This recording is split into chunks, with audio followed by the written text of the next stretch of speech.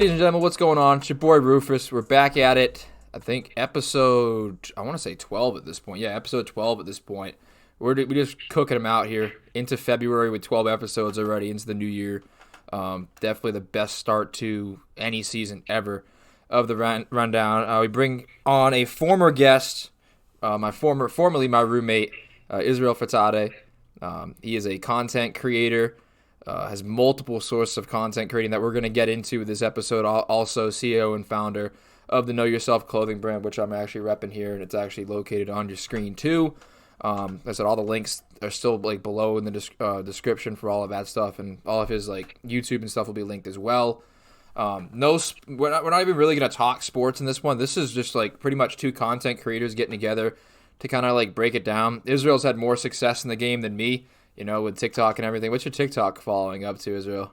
At this moment, we're at 93K. So almost pushing 100K on TikTok. He's got multiple outlets on YouTube that he's been using, Instagram Reels and stuff. So we're going to kind of go through each of those, how he got into it, and kind of like how he built it in a sense. So it's like if anybody's looking to get into it or just interested in how the process works, we're kind of going to go through our processes and how we do it. So, Israel, how you been since you moved back to Texas? Man, it's been good. Surprisingly, I do miss being in Mass and being in Connecticut. There's good pros and cons being up north, and there's pros and cons being down south. So, I mean, I've just been trying to go day by day and keep grinding. What about you? I'd probably rather be in Texas, honestly, than here. We had that -6 the other week. I mean, I visited Dallas once, and I really liked it. Mm-hmm. But no, I've just been, doing my thing. This is the best. I think this is the best run I've ever had with the podcast, like hands down. So I'm so happy I've been able to actually put it together. And like we were talking about before, I actually got some other outside opportunities that have been presented to me for more video production stuff that are like not linked to the rundown, but still linked to the fact that I can actually like produce. So, just having fun with that and running with it and just going day by day, plugging away. That's great. Love to hear it, man. So we're gonna get into it. I think, like I said, the last time I had you on, I think we brought up how you got into content creating a little bit. But like I said, it's gonna be the focus of this show. So, first question for you: how did you get into content creating? Which started with TikTok, right? Yes, I started with TikTok, and it's pretty funny because I never see myself as a content creator or wanted to create content. So in my JUCO days at Clarendon College, my roommate, he had about 40K on TikTok, and I would always watch him make TikToks, and I was just like, what are you doing? So he goes live like 3 or 4 times, and a lot of the comments are like not really focusing on him as much, they're focusing on me. And so they were like, no, you should make an account, we would follow you. So I made one, still didn't post anything. And I think, at that time, TikTok, it was really easy with the algorithm. So I made a couple videos, and like my third video blew up. And so after that, it's just like, I was like, okay, I was making them for fun. So the part that made me really like want to take on content creating was while making videos for fun, a company emailed me, and they were like, hey, we're going to send you an item, and we're going to compensate you for making the video. And I was just like, one video, like it doesn't even matter how it does any of that. And I think that was when it clicked for me, like, hey, I could do something with this. Yeah, I've seen some of the how people like are able to pretty much advertise for it, and I've looked at my numbers myself too with YouTube, where I'm like, wow, like that many watch hours and that many views, even on the shorts, like. Mhm. I could probably go to people, like, obviously prices vary, but you could like you've talked about prices with me like off the air in terms of like what you can actually get to, and for a while like what you had and how people were like you could be getting this, and it was like eye opening for you. The way I had seen it too was like, man, even if I went for $5 or $10 for like an episode for a 60-second ad read, that's still something that I'd be making based off of even what I have now, which I consider to be a smaller following, but even though it is growing. The opportunity, people don't, I think, actually appreciate like what they can actually do there. So Yeah. I think like, what was it? What was that first opportunity that you like the first product? Do you remember that first product? It was actually a essay writing service. So they told me that they would send me a complete essay, and I know I said product, but like that's still a product, and I kind of show it Service, off good service. in a video, and they would compensate me for it. So that was the first product, and what you mentioned about the your following and how the crazy thing is a lot of people with 20 10 5K followings, they make more money than some people with 100 and 120K, because I'm in some creator group chats, and it depends on the style of content that you make. So some people make more ad friendly content, and you could be making a lot of money with what's considered like a micro influencer. And that's like more of like that's when you like kind of dive deep into like content creating itself too. Like I've never even like ventured into there. Like I've always just been understanding of like, hey, that person is a content creator, but like specifically to what it is, it's just kind of like you kind of fall in line with like what you like and what you're following. So it's like I Yeah. follow a lot of like main pages with the smaller creators too, where it's like I think you've done some. I don't know, collaboration not the right word, but I know you have that relationship with the HHU kid too, right? Oh yes, yeah. This So that I was seeing that I thought that was cool. So like that's just like, but that's like obviously you said that's a unique, that's a brand that he's pretty much been able to formulate from content creating. So it doesn't have to be that you get advertising or that you have people coming to you. Like he launched his own brand, kind of similar to you in the sense too with Know Yourself too, where it's like you were able to build that up based off of like that social media following, right? Yes, I was. It was able to the skills and the tips and tricks that I learned from content creating was able to translate into the marketing of the business. So, how did you like find a way to build that following? I know like consistency is obviously the main thing that everybody likes to focus on, but how did you find a way to kind of create your own niche and kind of build off of that, or did you just kind of it kind of just fell into place as it was? So honestly, what I did was, and this is probably the worst way to do it, but I would notice things in the algorithm that the platforms rewarded, and I would just try to juice that thing that I noticed. And but the thing about the algorithm is it always changes. So you focus on one thing and you're putting all your content into that. When it changes, it you get left behind. But if you like have a niche and you stick to what's true to you, that problem doesn't happen. So I think that was the thing for me. Like I would notice the algorithm rewards this, and I would keep doing it. And I feel like that's how I was able to grow my following.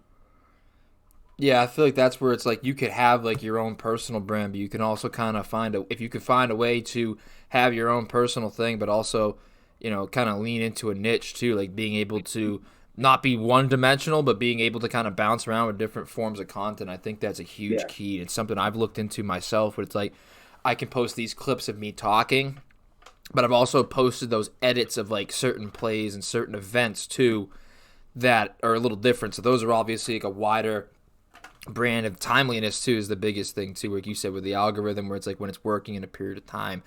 Like if I'm sharing out like random baseball stuff in February, like I don't have a niche baseball following. I'm just all around mm-hmm. sports. So it's like I like to work with whatever sports currently going on. Mm-hmm. Same thing with my Instagram posts. Same thing with all that. So it's also like understanding what's relevant to it, like with sound and stuff like that, and Yeah, like news and stuff like that too. Like the whole cycle of it just being active. That comes with a consistency, I think, too, where it's like if you find a way to stay timely with everything, the consistency is a lot easier because everything falls in line and you see the results of it. for sure, for sure. Now, what do you think the biggest lesson you learned with content creating was? Like like obviously once you began to elevate and go through, what is like the number one thing? Obviously that might have been it too. But what was like the number one thing that started to kind of like click with you, or some of the bigger lessons that you started to build upon that really you think started to set you apart from people that kind of stagnated to where you grew to the number you got to? I think the biggest thing is to be authentic, because with talking to people and some of the tricks and tips that people give, it kind of what you call clout chasing. So you're just going for the biggest hit, and if you stay authentic, you get more success in the long run. So like it may feel like you aren't growing, but even if you get one subscriber or five subscribers, those are subscribers who like you for you, not you trying to be something else. So once you get to a certain point, all those people like you for you. But if you're jumping from this to this person likes this person likes this, and this person likes something else. So like when you got to that high number, the numbers won't reflect, you know, the same growth, if that makes sense. Because interaction, I think, is one of the biggest things that improves your growth. Is when people are interacting with your videos and interacting with you. You know, it allows you to, I think, grow.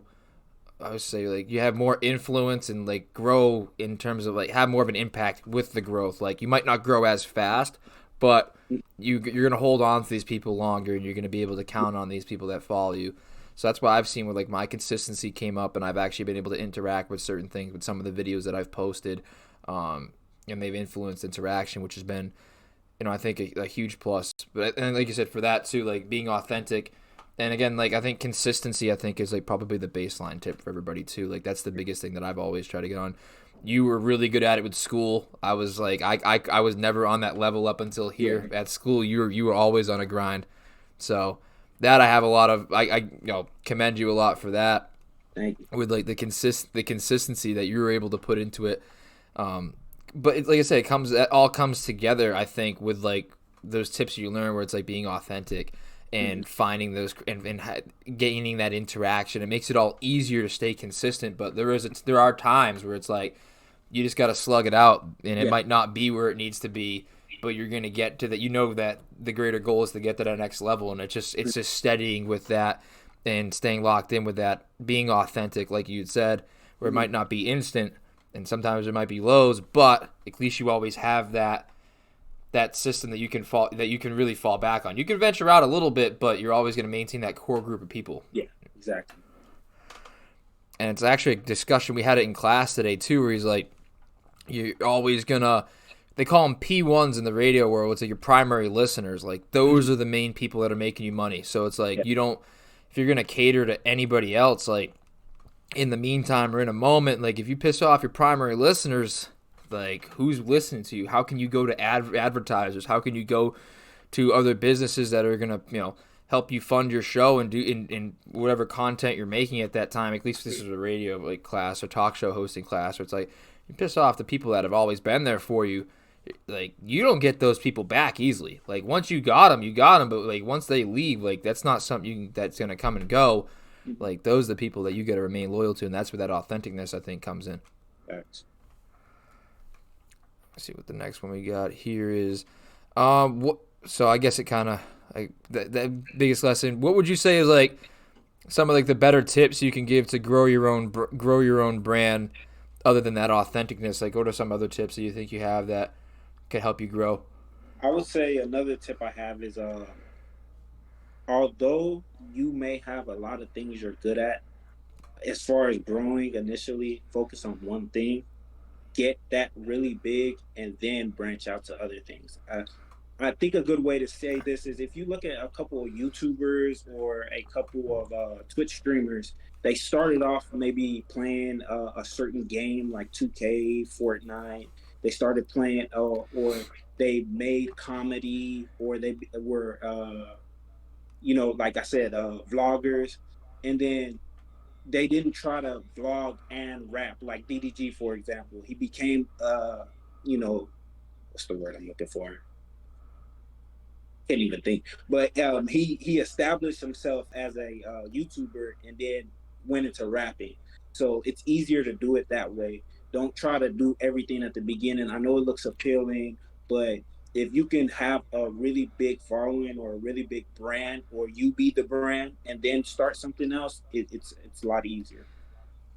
Yeah, you sell yourself in the way where it's like if you do one thing well, like you begin to venture off. It might not Right. be instant, but you can it grows on top of each other and it pulls different backgrounds in. But you have to settle yourself into a foundation first. Yes. I mean, look at Chris Smoove. Chris Smoove started Yeah. with with like gaming and mainly being a 2K guy, but of course he had some of the modern warfare stuff. He had some of the first person shooter stuff. Yeah. But now I don't even does he still do 2K career modes or does he just do the little 3-minute NBA clips? Like he posts a lot. I don't even know if he still does 2K career. I don't even know what he still does. I But it's haven't not watched. it's not consistently 2K. At least that's not what I see. Yeah, but for him, like you said, he played a lot of 2K, and then Right. it got to the point where he was playing Let's Plays like The Last of Us and all that, and I was Hogwarts, hooked yeah. because I just from his 2K, he just made me a primary watcher. So So he did all kinds of stuff. I mean, like he still might be doing that stuff, and I'm not even sure. yeah, But that's like kind of the example of that, where it's like he was very good at that for a very long yeah, time, and he's yeah, been able to build. Now he's built that foundation for himself. I mean, we've seen YouTubers like retire now or just do totally different things. Like yeah. they don't even game anymore. Where it's like, which is just was crazy at the time, considering like the period of YouTube money and all that. Mhm. Too, where it's like how people like are now like not even doing what made them the money, and they still maintain that following. People like them so much. Like Syndicate's a guy that like I don't even know if he plays. Like he played Black Ops Zombies for so long, Oh yeah, Syndicate. or like World of War Zombies, and like I do just I think just living life now. So it's like, but he also does like vlogs and stuff like that too. So again, like they don't. I think Mr. Beast obviously has done a lot of different things. I don't even know how he like initially started. Aiden Ross. Like some of these people are so big now with what they do that I don't even realize. I don't honestly even know what they did to start on YouTube. But now they're here, and does it even really matter? Does No, it like I'm sure the people who originally watched him doing whatever it is are still with him because mhm. if not, there's millions more. So, but they had to do something very well at first in order to get that. They weren't. No one's that big from the jump. I mean, it's different now with like professional athletes and stuff starting Yeah. podcasts, obviously. But people like that, they don't just. There's not a lot of overnight sensations. Or even with athletes, they became good, really good athletes first. They didn't try to be a athlete, and they were in high school and college and trying to do a podcast at the same time because it takes away from the others. So they got really great at one thing first, and then ventured out. So that's what I'm seeing.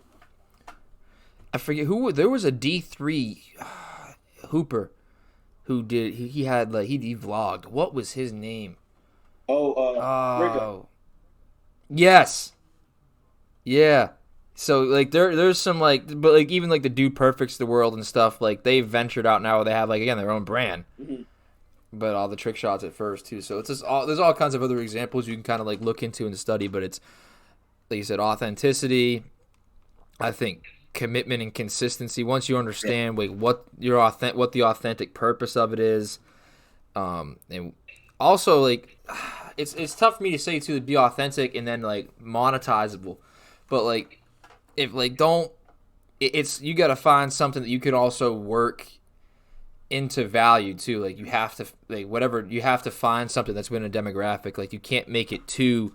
I think being too niche is a problem too. Where it's like you need to be something that you can at least that allows you to branch out a little bit, just so it's not so specific that you're competing so specifically with something that other people already have. Yeah. Plus they have like the bigger background. Yeah. So like for me, like, if you're just gonna strictly do football, like you have to do something like in a unique way too. Like I cover a lot of different sports and stuff. Like I'm not trying to compete with Sports Center. Mhm. I'm also just trying to kind of grow my own little thing. But it's like if you get like too specific into like, I don't think football and sports are so widely covered, so it's kind of different because everybody's out there with their opinions. But I wouldn't even know what specifically like some arts and crafts or stuff like that. Like so specific. I think what my friend did, like he did YouTube videos. He blew up doing like Bigfoot videos. Mhm. So it was, but I was like, it's how you kind of pigeonhole yourself there too. Like you might grow real quick, Mhm. but how you gonna get that number like up above like that in a sense where it's like you gotta have to like don't do something that's like so narrow as where like you can't even like branch off it eventually. Yeah, You yeah. can't make too big of a jump either from where you're going. Hmm. Like Chris Smoove, like I said, he still does all the NBA stuff now, so it's like it's still relevant to whatever it was. Yeah, yeah, for sure. Or you just have to or allow yourself to get to that point where it's big enough to where you can actually just, like I said, build up that following where it doesn't really matter. Hmm. I probably just threw up all over myself with those words there. I couldn't articulate my thoughts the way I wanted to there, but I think people will get the point with it. The next thing being, and this is something I need to take notes on too. What was like the biggest like moves in terms of profiting off of content creating? Like how did you really make moves like in terms of learning how to profit, and what are some of like the biggest tips you'd have in order to do that? Obviously you need to have success in doing it to profit off it, but obviously you said one they came to you with it. Hmm. How did it become more and more of a reality to profit off this stuff? Okay. How do I give a tip without saying too much? I, Yeah, I don't want you giving away all the secrets. okay. It was a very simple thing, but a lot of people always say reach out because you never know. So reach out. But all I did was I made sure on all my platforms I have my email front and center. It's in the bio. It's easy to click on. It's there because um, it's a lot more professional to email someone than to DM them. And so once I put my email in my bio, I feel like that's when I got a lot more opportunities. And I will drop a hint. I mean, a gem. When emailing these companies, pretend you have a manager. Pretend you are your own manager. That way, you get better deals. When they feel like when someone's representing you, Yeah. obviously they're gonna be like, oh, well, they've done this before, so like we have to kind of do things a certain way. Yeah, just like present like that professionalism. I think is a big thing because like there's so many people out here where it's like you don't really know what you're getting, but you just see the numbers. They see the numbers. That's all they're seeing is numbers. Their numbers, your numbers, what's gonna make them money. What they're willing to give you. So if you can sell yourself as like that, if you can sell that trust, and obviously they're gonna trust someone who's being represented, Mhm. in a way, Yeah.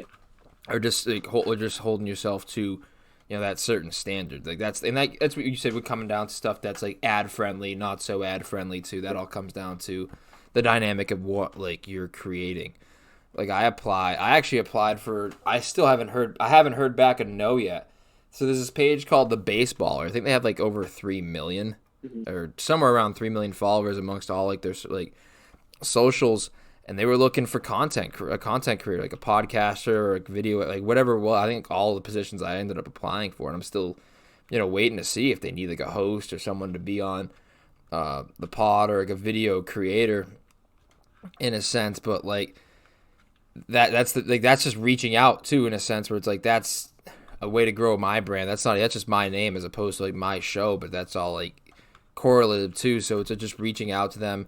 I think for like ad wise, like I haven't reached out to advertise yet, and that's something that I want to like do. Hmm. Like even something like a Franklin Nutrition. Like, hey, I had a pretty good following at the school. Like if you wanted to like if you did a discount code thing.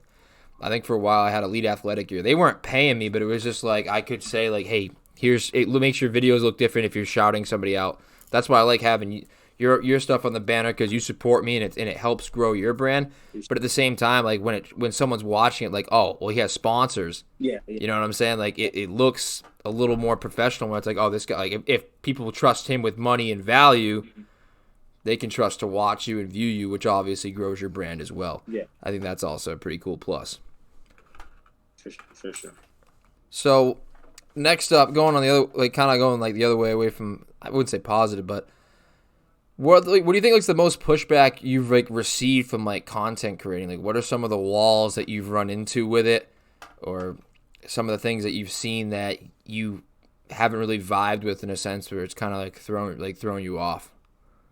Uh, that's a tough question. I would say a couple things. I think the one thing that because even though we've had social media for a while, it is like we are transitioning into where everything is digital, and a lot of people don't see it as a serious, job or a serious hustle, and until you get to the point where you're making millions. And so, I get a lot of pushback from some people that are close to me about that. And then I'll say the other pushback is I honestly, with talking to some of the other creators, I know a lot of people say this when you like go to, I've never been to LA, but they say that a lot of people are just using other people to climb up that, ladder as far as with influencing. And I definitely can see that if you like, there's no actual relationship, genuine relationships. Like me and you, we both create content, but we're friends.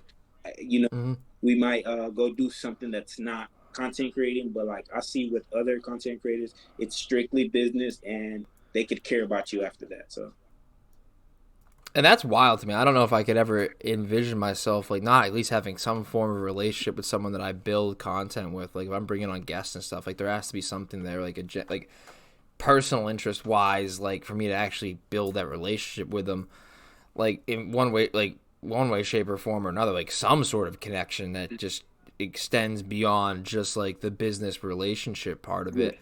But like it being so wide open to everybody to do, it's not shocking to me at all. Like anybody can really start a yeah, podcast, anybody can start a TikTok, anybody can do this right now. yeah, So it's like it doesn't surprise me that in terms of anybody being able to do that makes it highly competitive. So obviously there's so many different avenues you can explore, and obviously people are gonna fall into these traps and are gonna act the type of way, and it's gonna be cutthroat in the sense where it's like if they can do something for 20,000, 30,000 followers more than the next person, they're like people are gonna do it. yeah. I could never see it being that way because I know that there's so much more out there than just the follower count. Like what it means to me is like my growth, and like I've also started to realize that I have like uniquely for me a platform, Mm-hmm. to be a voice. When I brought Cam on, he told his story, like it was unique because like he's like, this is a platform. I don't know if you notice it, but like these are stories that I can't tell anywhere else. Like I get like the ability to do it with you. So it's like I find things that matter more to me than just those number counts, but obviously like in a different portion of the field where it's like different forms of content creation, there's probably different avenues to do that to somebody in terms of like, screwing them over more.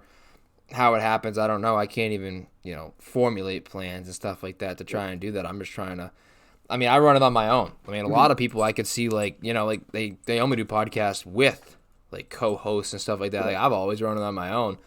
So I guess that kind of limits me from being screwed over by anybody and me doing the same to them because I'm just running it solo. Like I just like to bring on guests to, to help you grow your brand, but also like, creates good conversation for me. Like it's always mutually beneficial. I don't surprise anybody. I could never imagine bringing somebody on and, blindsiding them with questions that they weren't prepared for.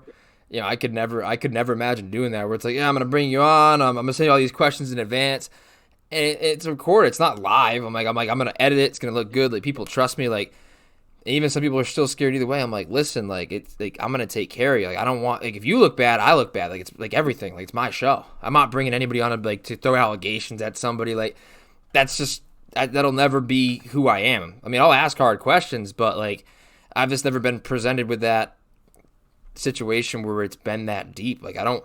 I want to focus on the positives. I want to build. I want to showcase people overcoming things and doing greater things. So I could just never imagine like, pulling somebody down in the sense where it's like, but again, I can see, obviously you see it throughout, like, and how it goes from content creating at our level all the way up to, Hollywood and just how people do it. Like it's just part of that, that media system is just gross. Yeah, it is. It is. It's grimy out there, man. But hey, I think being the bright spot's a positive too with people like us that are able to help each other out and share it out. Like that's what people, I think, again, we've talked about it before, like just a click, just a share. Yeah. Like it's so easy, It's like you underestimate it as like, man, all I'm doing is putting on my story. Like I don't think people understand when I see those story mentions, like how much it means to me to just see that story mentioned. Not even a caption, not a link, nothing. Just my post. Like it means so much to me. Like the likes too, and the more they do it, the more the people do it, and it's just like just that slow build. I almost appreciate. I think people will appreciate more than that, like the fast blow up. Like it's cool to watch the fast blow up but when you consistently see the same names popping up, like that's who kind of messes with you. So that's what I like about it. So it's like you look at the other side of the coin where it's like those are the bads, but it's also cool that people like us can appreciate like the good with it too, where it's like seeing the other side of it. Mm-hmm. Hey, all right, so do you think I could hit you with a question? Yeah. Okay, so I'm gonna hit you with a question. My question is, if you could restart, or if you had to restart in content creating and your podcast and everything, what's the one thing you would fix first? I think I would just I would have never stopped. Mm-hmm. Like when I started making videos, I would have never stopped. And I think like the reason that I did stop and stuff got in the way is because I was such a perfectionist, and I still am. Mm-hmm. But like if you like don't fear the failure aspect, and don't, like, you know what I'm saying? Like you first start doing this, you hate hearing your voice on camera. Yeah. Your angle's wrong, or you do a video and the audio comes out terrible, and it really does like deter you. Or you only see so many views on a certain video and it starts to drop after you drop a couple, like, and like, oh, I screwed up the audio here. Or I didn't always do video either. I would just post the picture with the audio on YouTube. Like I never would have done any of that. I would have done video and audio. I would have posted on YouTube. I would have had my thumbnails together, like, but then again, like it's so hard to say that, because it's like why am I gonna why do you have to have this fully functioning thing off rip from starting it when I'm an 18-year-old kid, which is when I did start it. So like how is that like fair to me in the sense? So it's like, again, all of that, I would love to do all that from the jump, have it look as the way it does now and the way that I do everything now, but that's just not a reality for everybody. Like I think trusting the process is like what I'd say is like the best like form of advice that I could give to myself if I were to restart it. Just believe, just the consistency and believing in it, and that slow build. Appreciating the process and trusting the process is the thing. Like, is the only thing that I would change, because once you get into like that dialed in mindset where it doesn't look as good as somebody else's, or you're not at the level you want to be, like, it doesn't happen overnight, and it slowed me a lot in that terms of that process where I was never totally like I liked doing it, but I was like, I don't think I appreciate even the little things of it, of what I was doing. And now I do, because you hear from so many people, like, how cool it is. And it's not even a matter of what I hear from other people now. Like, I just recognize it myself as like, this is going, like, I'm going to do things with it, and that's it, bottom line. It's just a matter of time. I like Appreciate that question, though. Appreciate that question. I hope that answers it. I hope that answers it enough. I think that's a fair, trust the process, a fair answer. It seems cliche, but it really is. No, but like, I mean, the way with it. Answered it, and I would honestly agree. I think another big thing for me would be, if I was to restart, I feel like a lot of times people feel like they'll grow into like to the person that they want to be, or like the content creator they want to be. But honestly, I would have done the most embarrassing, the most the most anxiety ridden. Like, I would have did those things first to get it out the way and see where my content can go from there. Because like I kind of like held back on what I could have did, because I'm like, oh, when I get to a certain point, that's when I'll do all that stuff. But honestly, just go for it now. Once the idea comes in your head, before anyone else does it, before anyone else says it, just do it at the moment. So that's probably be mine. Just, I would have went hard. Like, I tried to ease, and it's like, now I've been doing it for a while, and it's like so much stuff I could have did already. But I mean, not to dwell on the past, but that's definitely what I would have did. I think when you look at that with perspective, though, that comes with experience too, where it's like we're so able to look at stuff where like, I wish I did this and I have confidence doing this, because we've done it for a period of time now, where it's like we trust ourselves that much too. So it's like this is why we're saying in hindsight, we could look back at it, we wish we could be the people we are now, but we wouldn't see things or do things the way we do without that experience of building to it and seeing things a different way, and talking to another content creator and talking to other people that are of similar mindsets are in a similar business. Which again, still to this day, is crazy how we ended up being roommates like just at random. Yeah, no, that story, I tell it to this day. Like I said, I still don't know. Like when you were like, I wouldn't have said yes, and I'm like, I still don't know to this day why I did say yes, but it ended up really working out. So it's so funny. It's so funny because like I've never been like I'm not a huge faith person, but like when you think about it, like when stuff like that lines up, you got to believe that somebody else is pulling the strings. They did it for a reason, and I'm grateful for it. No, I was almost like 99.9% sure. I was like, yeah, he's gonna say no, but that's okay. I expected. And so when you said yes, it kind of was the same thing. I was like, nah, I think he got to be pretty cool if he's saying yes, like So. Yeah, it ended up working out. We told it on the last one, but I think we definitely told it on the last podcast. So if you guys, so here's gonna be I could tell the story again with this episode, but you know what I'm gonna do? I'm gonna be a content creator. I'm gonna say go back and watch the last one. I'm gonna link it.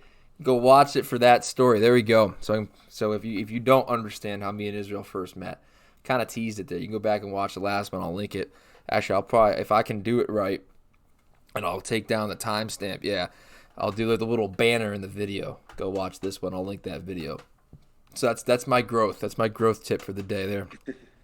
Teasing different episodes and recapping and such. So the next one I got for you, coming off of like, did I ask you how you came up with content ideas yet? Content and ideas. No. So that was the next one that I had for you before when you asked me that question. So what's like, how does the process for you work in terms of coming up with ideas for like content? And because you have the Sky and Is, mm-hmm. and then you have your own personal YouTube, and then you have your personal TikTok and stuff with Instagram and stuff and Reels as well. So what is like I guess you can go with like whichever process you want to go with. Like I guess the better question is like, are there you go through different planning and ideas phases for those different outlets of like social media, and like how does that work? So do you have different methods for coming up with content and ideas for them, and what are they? So the ideas of coming up content. So TikTok is a little different. So you need to get people's attention quick.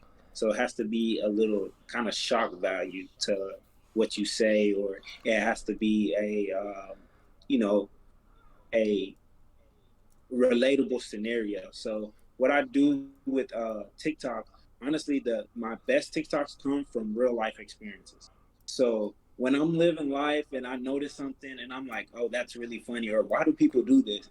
I jot it down in my notes, and later on I make a TikTok about it. My other way, when I'm not doing as much and I don't get in real life ideas, I try to watch TikToks, and I'm influenced by other people's things. And so, like, let's say someone's like, when someone does this, why do they do this, right? So I'll take that scenario and I'll be like, oh, that person could have said this, or that reminds me of when people do this instead, and I'll go off theirs. I try to credit them if it's too close, but if it's a new idea, I go ahead and just post the video. But those are my two ways of my ideas. And with YouTube, see, I'm still learning YouTube because I'm new to it, but I'm seeing that what you have to do is retain their attention for a while.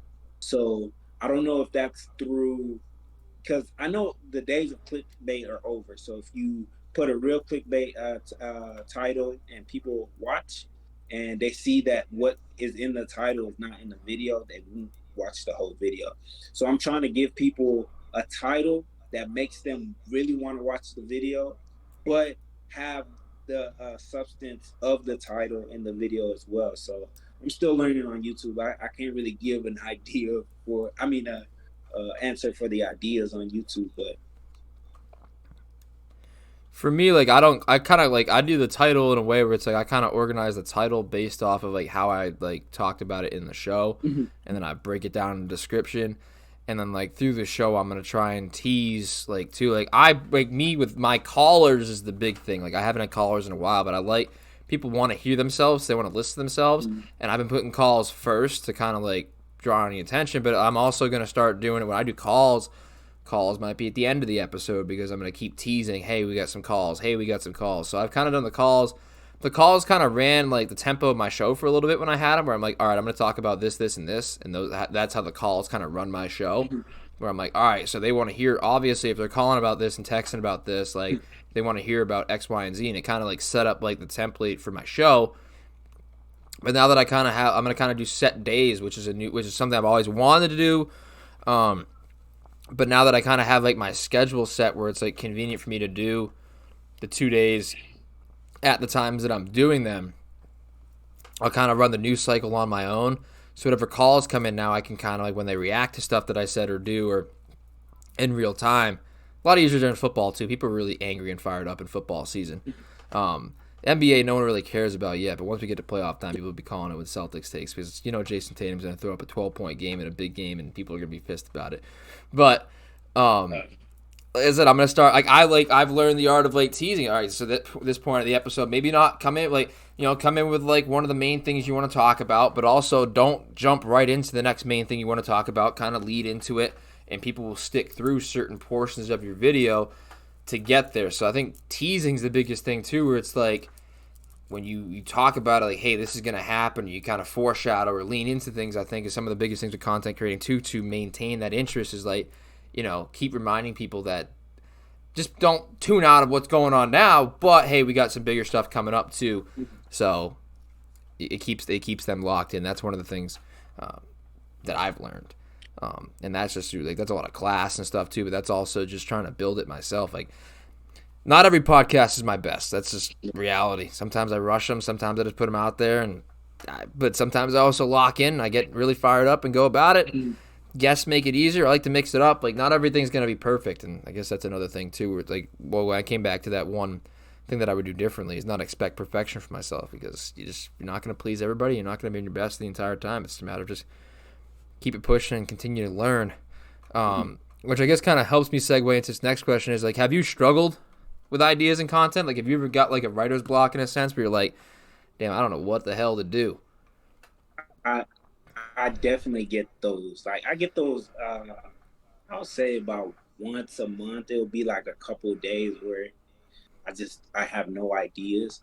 And I think that comes from me just being so busy at times that, like, there's no ideas, But a lot of times people say to, like, combat that is to make a lot of videos when you are the most creative, and then kind of post them throughout the week. So I don't do that strategy, but I need to do it more. But I definitely have times where it's like I can't think of anything. And another thing I do to combat that is, if I can't think of anything, since I can't experience I can't have those in real life experiences for ideas, I'll like watch a TV show or watch a movie, and then I'll notice things about the movie that I could turn into content. So.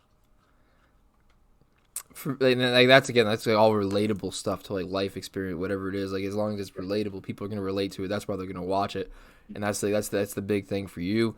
And that's a big thing for any content creator. People got to be able to relate to it. Else they're not going to, like, there has to be some form of relation to the person that is on the screen speaking. Like, if there isn't, then they're not going to stay locked in. And I think that's the thing with me. Like, the problem that I run into is when I wait to, like, if I run into, like, a hiatus where I take some time off, like, I think 10 days the last episode. That's the longest I've done this year is 10 days without, like, any type of content. And I'm a perfectionist, so I'm like, oh, God, I still got to talk about the Super Bowl. But the Super Bowl is a week old. Should I still talk about it? But it's not timely. What should I talk about? Like, what if I don't cover this and someone wants to hear about it? It doesn't matter. Like, it's the stuff that I personally can understand, watch, and have a take on. I'm not just, if I'm out here just saying this happened and that's it, I'm not SportsCenter. I'm not a news source. Like, people are here because I have a personality and I have a way to present information in a way that I believe it or the way that I interpret it. That's what people are watching me. People aren't watching me to get their sports news. Yeah. They're watching me to get, like, an interpretation off it and an entertainment. Mm-hmm. So I'm not saying I'm out here throwing around hot takes all the time. I'm throwing out, what I honestly believe, but you have to present information and factual stuff to back up to kind of change minds and change how people see stuff. So I get caught up in sometimes, like, what do I have to put out there? are they going to want to hear this? Is this a good enough take? I don't really want to talk about this. Like hockey, I don't cover hockey. I'm Mm-hmm. sure people want to hear about hockey, but I'm not going to pretend to care about hockey just because it's a sport. Yeah. If I don't care about it, I don't care about it personally. I'm not going to worry about it. Yeah. You want to hear about the Stanley Cup? I'm not your guy. But I'm not going to pretend to go out there and do it because I'm just going to be stuck in something I don't know what I'm talking. Like I want to make sure that I'm like genuinely interested in talking about stuff. And sometimes if I get caught up in those periods of time, like it's hard. It's not that I get writers, but I overwhelm myself with information where I end up just blabbering on about 5 different things instead of actually having like precise, formulated arguments about certain things or certain takes on things. And I think that's the biggest thing of me, or for any content creator, in a sense that it can be relatable to, where it's like, don't overwhelm yourself with ideas, or when you don't have any ideas going on, like just kind of just trust something. Just trust something. That it's better to do something than it is to do nothing, in a sense where it's like just keep the train rolling, in a sense, and you'll just continue to boost from there and just grow from there and build from there. So what else? Oh, now I can kind of get into. So you have multiple outlets. So now we can finally get to this. So what are all the like the outlets of content creating do you have now? And like we already kind of talked about how it started. Like, how did it like? So where did it start in terms of like how many like social medias like you were running through, and then like where does it stand now with like all the YouTubes and the TikTok stuff and now? Like, how many like where like what was the number at the beginning and how did it grow to like where it is now? So I started on TikTok, and I'll say the day I decided to take it serious, I was probably at like 6K, and a different era of TikTok for sure. And then you know I moved to Instagram. So it took me a while. I stayed on TikTok for a while, just TikTok, because, you know, I just enjoyed making the videos. But then when I started trying to like really monetize, I looked into Instagram, and Instagram was a little more generous with their creators fund. And so that's when I looked onto Instagram. And then at that point, I looked. Any app could die. Like Instagram has died, kind of. Any app can die, and any platform can die. So I just didn't want to have one platform. So I'm trying as much as possible to get it to as many platforms, and so that way, in case something dies or an account gets deleted, I still have a general source of people who watch me and people who want to tune in. Now, what gave you the idea to kind of start up these other accounts too? That obviously, like, how much of like the confidence of the success did you have with with like obviously your first brand? Did it give you the confidence to start growing a clothing brand and growing a separate like, other YouTubes and other TikToks too? Like, obviously the success like led you to allow you to have the belief that those were going to work as well, right? Yeah. So the thing about the brand was I like to dress, and so I felt like my sense of style that I could definitely reach an audience who likes that those clothing. So that's what made me start that, and I went through a learning phase as far as running a business and a clothing brand, and as far as like the Skynet channel and everything, that is a big source. Like when it comes to that was me doing my homework. So when I searched up what were the most ad friendly and easiest, well, not easiest, let me say fastest growing type of accounts. And Sky always wanted to create content as well. So I was like, okay, it just works, you know. This is a really good source. We could grow a lot, not only with that channel together, but personally. So that was what made me. And then, like you said, the confidence from me doing it by myself and kind of knowing like some tips and tricks, kind of what made me move over to those avenues as well. You know, it's all relatable stuff. Against like any type of relationship related stuff is obviously gonna vibe with people, and it's stuff that it's kind of similar. It's kind of similar to like a Keeping Up with the Kardashians and stuff like that, where it's like people are interested in like the day to day of certain people, and just the what in the entertainment value that they can bring. So, like I said, all of it being relatable content to people. It's not like you're trying to be like your 80-90K puts you above all these people. It just gives you it's just a platform that you have to be who you are, like the authenticity that you had brought up, and it allows you to just hold that platform. And obviously, like like people, I think people get the wrong rap with content creators. Where I mean, some obviously probably out there just for the dollar, but obviously you have that you're not scamming anybody out of everything. You are who you are. They're tuned into you. So and you're just able to profit off that, which is a huge plus. That's why I'm trying to get to that too. I mean, I think I've made $13 off my podcast my entire 5 years through Anchor. So I'm not, I would like to make a little more than $13, but it is what it is. At the end of the day, we're selling ourselves, and I think that people can forget that at times, but that's the cool thing at the end of the day is like, while we learn all these tips and tricks and there's different ways to work, at the end of the day, we're selling ourselves as people and what we believe in and how we can provide entertainment to people. And I think that's a unique thing in the process. I don't know if people actually appreciate it enough or understand it enough too. So I think that just about covers everything. I think we ran it down pretty good. Is there anything we missed? Anything else you want to go over? No, I think we covered everything. But you definitely hit it on the nail that some people don't understand the day-to-day of content creating. They think that we're just, again, clout chasers and we just want fame. No, this is something we love to do. We love to create content. We like to make people laugh. We like to discuss certain things. We like our passion for like sports and a certain type of thing. We just want to display that out, and the only way we can display it as much as possible is if we get paid for it. So that way, our time isn't taken by anything else, and they can get the full potential. But besides that, no, I think we hit everything. Yeah, I mean, we just want to get recognition for our efforts, and you put time in, you get paid. Other people get paid for it. Why can't I get paid for it too? In the sense, I wouldn't be asking for money if nobody else had ever made money off of what we were doing.